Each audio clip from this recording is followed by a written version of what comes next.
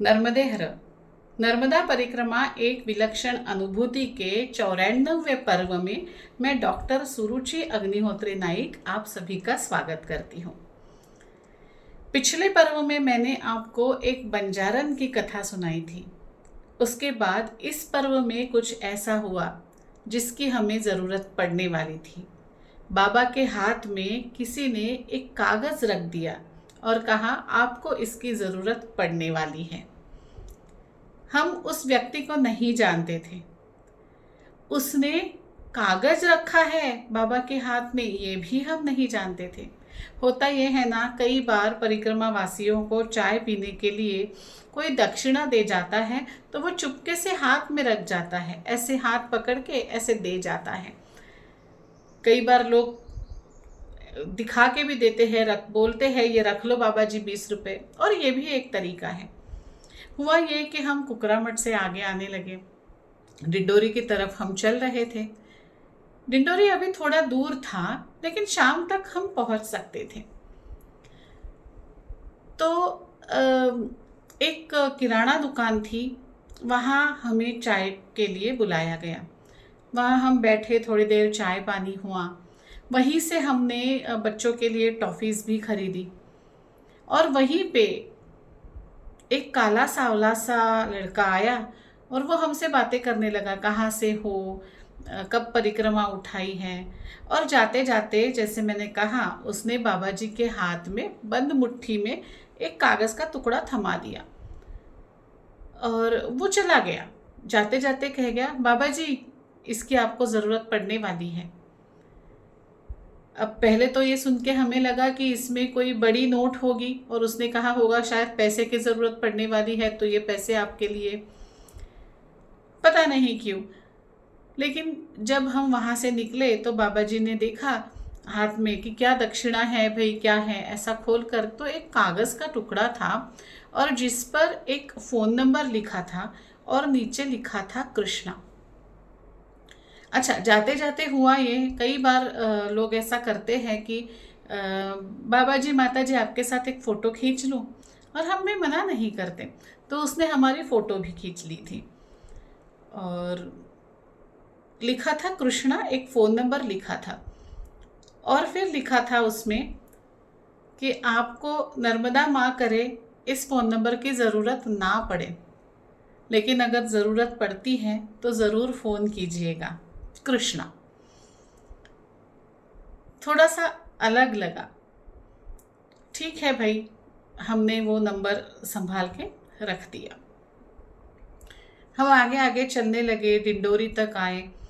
डिंडोरी के बारे में अगर बात करूं तो नर्मदा माँ के किनारे का शहर है, लेकिन जब मैंने देखा था तो वहाँ पे मुझे नर्मदा मैया बहुत प्रदूषण भरी लग रही थी। नर्मदा जी के किनारे ही एक आश्रम था। हम थोड़ा जल्दी ही पहुँच गए थे, 5 साढ़े 5 बज रहे होंगे, अभी सूर्य अस्त होने को था। और उस आश्रम में हम गए। यहाँ आश्रम में आने के बाद फिर से मुझे थोड़ी सी निराशा हुई। निराशा इसलिए कि ये जो आश्रम था, इसमें बिल्कुल भी सफाई नहीं थी। अब तक परिक्रमा में हम लोग थे तो हमें सुविधाएं नहीं चाहिए थी। सुविधाओं का क्या, वो तो आज की रात हमें वहाँ पे मात्र रुकना था। लेकिन जो अंदर जब मैंने देखा, तब अंदर जो दरी डाली थी उसमें बहुत ज़्यादा धूल थी। ठीक तरह से प्रकाश व्यवस्था भी नहीं थी। लाइट भी बिल्कुल जैसे नाइट लैंप हम लगाते हैं ना, वैसी मंदी सी धीमी सी लाइट थी। कचरा पड़ा हुआ था कोनों कोनों में। एक अजीब सी बदबू आ रही थी और बड़े मोटे मोटे से मच्छर थे, जाले लगे हुए थे ऊपर। और मुझे वहाँ रुकना उचित नहीं लग रहा था। हमने सोचा डिंडोरी शहर है तो और भी आश्रम होंगे, और हम वहाँ से हमने आसन नहीं लगाया वहाँ, और हम आगे जाने लगे। एक और आश्रम आया, वहाँ पे पता चला कि जगह नहीं है, तो हम और आगे निकले। और ऐसे निकलते निकलते ना अंधेरा क्योंकि हुआ नहीं था, तो हम आगे आगे निकलते गए, और निकलते निकलते ऐसा लगने लगा कि अब आश्रम ही खत्म हो गए हैं। अब क्या किया जाए? अब अंधेरा होने लगा था। तो अब हमने सोचा कि किसी के घर में, बाहर के कमरे में, या किसी दुकान में ऐसे हम रुक जाते हैं। तो वो भी मुमकिन नहीं लग रहा था। और फिर बाबा को एकदम से याद आया, अरे वो मिला था ना दोपहर में कृष्णा, उसने चिट्ठी भी दी है, उसको फ़ोन करके पूछते हैं कि हम आसपास कोई आश्रम है तो बताओ। और हमने फ़ोन किया, और फ़ोन किया तो उन्होंने फ़ोन उठाया ही नहीं। अब हमने सोचा कि अब तो ये भी गया, अब ढूंढते हैं कहाँ क्या करना है। और हम इधर उधर देखने लगे। इतने में ना दो लड़के आए बाइक के ऊपर, और उन्होंने कहा, आइए बाबा जी, आपको रहने की व्यवस्था आपकी कर दी गई है, परिक्रमावासी हो ना, आप यहाँ रुक सकते हैं। हमने देखा तो वो बड़ा होटल था। भैया होटल में तो हम नहीं रुकेंगे। लेकिन हम जो होटल का जो मालिक था वो बाहर आया, उसने कहा, नहीं नहीं, आपको होटल में हम नहीं रोक रहे हैं। होटल में रहने की हम भी समझते हैं कि परिक्रमावासी घरों में नहीं रहते, तो होटल में क्या रुकेंगे। लेकिन हमने एक जो नीचे वाला कमरा है जो होटल के बाहर है, वो कमरा परिक्रमावासियों की सेवा के लिए हमने रखा हुआ है, तो आप आज यही रुक जाइए। और आप तो कृष्णा भैया के मेहमान हैं ना, तो कृष्णा भैया ने पहले ही बोल दिया है कि परिक्रमावासी यहाँ आएंगे, आपको यहीं रुकना है। हम अंदर गए, बिल्कुल परिक्रमावासियों के हिसाब से नीचे चटाई डाली हुई थी, पानी रखा हुआ था, होटल जैसा बिल्कुल भी नहीं था। और हमने कहा ठीक है, अब दूसरा कोई चारा भी नहीं है, और हम वहाँ रुक गए। थोड़ी देर में चाय आई, चाय भी हो गई, हमारा पूजा पाठ भी अब तक हो गया था। फिर थोड़ी देर में टिफ़िन आया। टिफ़िन में कढ़ी, पूरी, आलू की सब्ज़ी ऐसा था। और जो लड़का ला रहा था, हमने कहा कृष्णा भैया नहीं आए। हम सोच रहे थे कि कृष्णा भैया ने ये टिफ़िन भेजा है, कृष्णा भैया ने हमारी ये व्यवस्था की है, तो एक बार कृष्णा भैया से मिलना तो था। तो बोले नहीं, आएंगे कृष्णा भैया, मिलेंगे आपको, कोई परेशानी नहीं है, आप तो माता जी आराम से रहो, कहीं अटके हुए हैं वो आ जाएंगे। रात भी हो गई, अभी भी कृष्णा भैया नहीं आए। दूसरे दिन सुबह हम वहाँ से निकले तो होटल का मालिक तो वहाँ था नहीं, कोई स्टाफ था। हमने उनसे पूछा कि कृष्णा भैया कहाँ हैं। मैं नहीं जानता किसी कृष्णा भैया को। हमने सोचा फ़ोन लगाया जाए। हमने फ़ोन लगाया तो फ़ोन बंद आ रहा था। तो हमने सोचा शायद हमने जल्दी फ़ोन लगा लिया है, हम अभी तो निकलते हैं, फिर थोड़ी देर में और फ़ोन लगाएंगे। उसके बाद हमने जितनी बार फ़ोन लगाया, फ़ोन लगा ही नहीं। और बाबा तो थोड़ी थोड़ी देर में फ़ोन ट्राई कर रहे थे कि कृष्णा भैया का फ़ोन लग जाएगा, लग जाएगा, लग नहीं रहा था। और एक बार तो ऐसा हुआ कि ये नंबर अस्तित्व में नहीं है, इस तरह से आया। और आज तक वो नंबर अस्तित्व में नहीं है, ऐसे ही आता है। उस दिन के बाद हमारी कृष्णा भैया से बात हुई ही नहीं।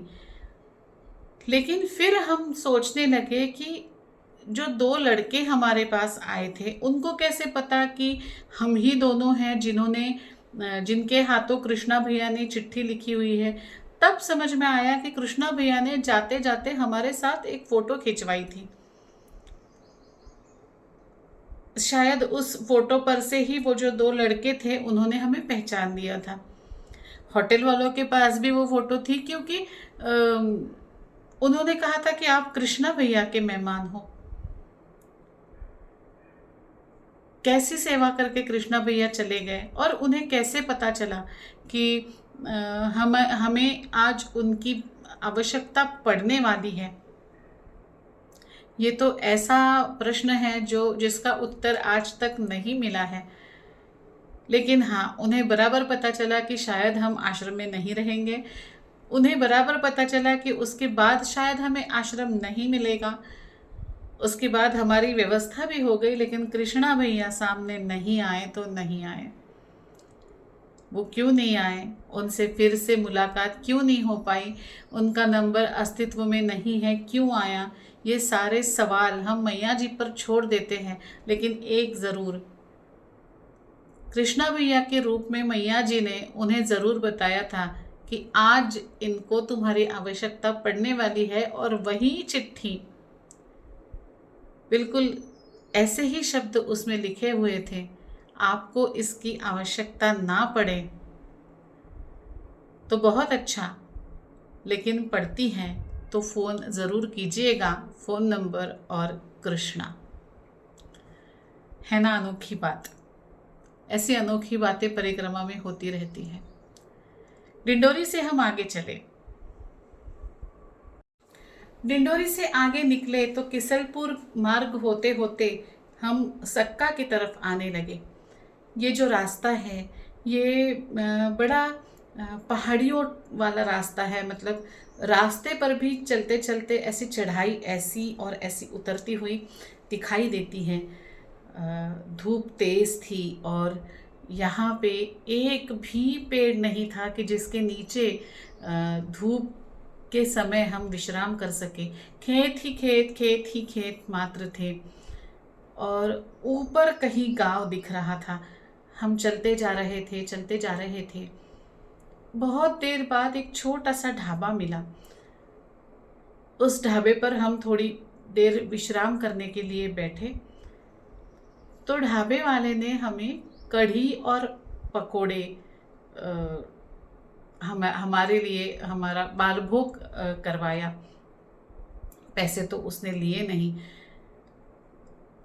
उसके बाद वो कहने लगा, अब आपको ऊपर तक पहुंचने में शाम हो जाएगी बाबा जी, तो आप अभी ये पा लीजिए, क्योंकि बीच में आपको कुछ नहीं मिलने वाला।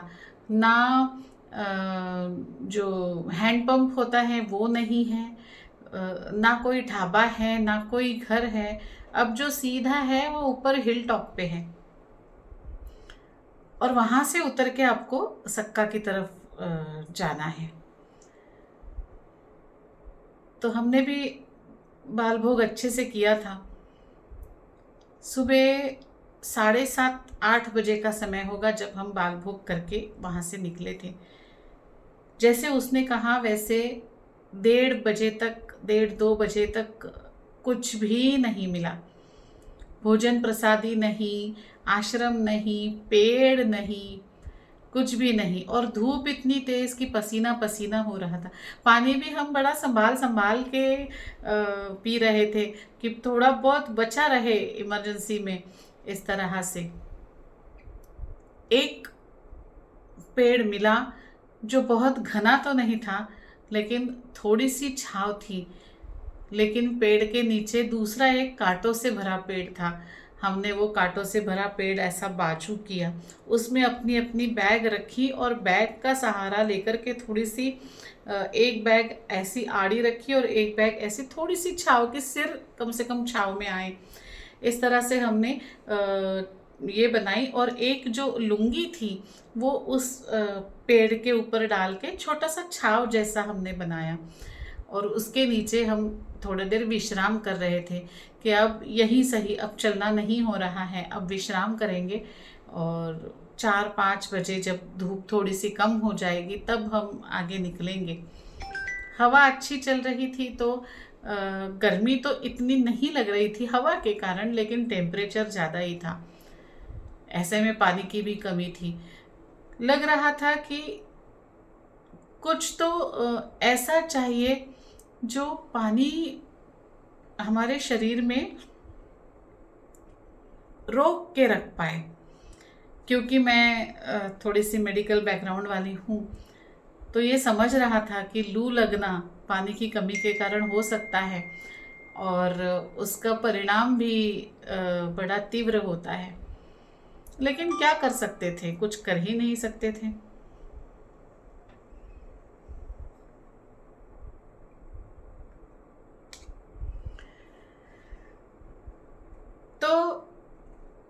वहाँ पे एक लुंगी का छोटा मोटा सा शेड बना करके, छाया बना करके हम उसके नीचे विश्राम कर रहे थे।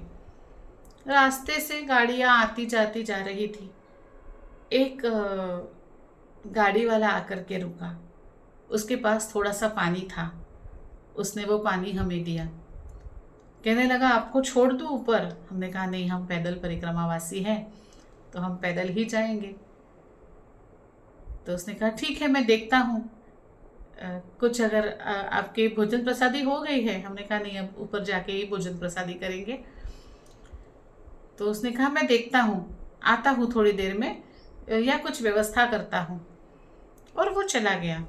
हमें लगा कि ऐसे बोल के गया होगा, लेकिन थोड़ी देर बाद एक और गाड़ी आई। वो सब्जी वाला था। उसके गाड़ी में थैलियाँ लगी हुई थी। उसने थैली में से 4 टमाटर निकाले। उसके पास छुरी और मसाला भी था। उसने टमाटर काटे, उस पे मसाला डाला और वो रस भरे चटपटे से टमाटर हमें खाने के लिए दिए। कहने लगा, माता जी, बाबा जी, खा लो, पानी नहीं है, ये पानी से भरा फल आपको काम करेगा, बड़ी धूप है, इसको खा लो। और बातें करते करते हमने वो टमाटर खा भी लिए। सच बताऊं, ऐसी समय पर ऐसे पोषक फल का मिलना अपने आप में ही एक कृपा थी। उसने कहा, अभी अभी खेत से तोड़ के लाया हूँ, इनको बेचने जा रहा हूँ, अच्छा हुआ आप बीच में मिल गए। अब मेरे जो सब्जी है वो अच्छी बिकी जाएगी, क्योंकि पहला भोग परिक्रमा वासियों को लगा है। और ऐसे कहते उन्होंने और एक प्लास्टिक की थैली उनके पास थी, उसमें 5-6 टमाटर और भर दिए, एक कागज़ में फटाफट मसाला भर दिया और कहने लगा, इसको तो ऐसे ही फोड़ना, मसाला डालना और खा लेना, जाते जाते आपको ज़रूरत पड़ने वाली है। और चला गया वो फल खाते खाते हम ऊपर तक पहुँचे। और आपको बताऊँ, वहाँ से ऊपर तक पहुँचते समय हमें उन फलों ने इतनी राहत दी कि थकान जितनी लगनी चाहिए थी उतनी बिल्कुल नहीं लगी। थोड़ी बहुत थकान तो होना स्वाभाविक है, लेकिन लू नहीं लगी। सर फटने जैसा होने की आशंका पानी के अभाव में होती है, वो बिल्कुल भी नहीं हुआ। हम तो यही सोचते रहे कि कैसा दिन था आज का, कि आज और कल का, कि कल कृष्णा भैया मिल गए थे, सुबह वो ढाबे वाला मिल गया था, अभी ये टमाटर दे करके गया है। और जैसे मैं हमेशा कहती हूँ कि मेरी चिंता जब मैं करती हूँ तो मैं ही करती हूँ, लेकिन मेरी चिंता जब मैं नहीं करती हूँ तब वो ज़रूर करती हैं। यहाँ से भी सक्का अभी हम पहुँचे नहीं थे तो एक बाबा जी स्कूटर लेके हमारे पास आने लगे। उनके पास कुछ परमल सेव के पैकेट थे, वो उन्होंने हमें दिए और कहने लगे, मैं आ रहा हूँ, मैं फिर से आ रहा हूँ, हाँ, मैं अभी आता हूँ थोड़ी देर में। उन्होंने दक्षिणा भी दी थी और उनकी उम्र 60 के आसपास की रही होगी। और हमने कहा, बाबा जी आप अभी क्यों आ रहे हैं, आपने सेव परमल भी दे दिए, दक्षिणा भी दे दी। तो उन्होंने कहा, अरे वो तो छोड़ो, आप तो चलते रहो, मैं पकड़ लूँगा आपको। और मैं आपको बताऊँ, अगले कई दिनों तक वो हमें पकड़ रहे थे। हम आगे जा रहे थे, वो पीछे आ रहे थे, अगले कई दिनों तक। ऐसा क्या था, ऐसा उन्होंने क्यों किया? और पता है, जब मैं दूसरी परिक्रमा में थी तब भी इन बाबा जी का मेरा संपर्क हुआ और तब भी उन्होंने ऐसा ही कुछ किया। वो क्या किया, वो हमारे पीछे क्यों आ रहे थे, उन्होंने हमें कैसे पकड़ा, इतने दिन तक वो हमारे पीछे क्यों आ रहे थे, ये सारा बताऊंगी अगले पर्व में। तब तक के लिए नर्मदे हर, नर्मदे हर, नर्मदे हर।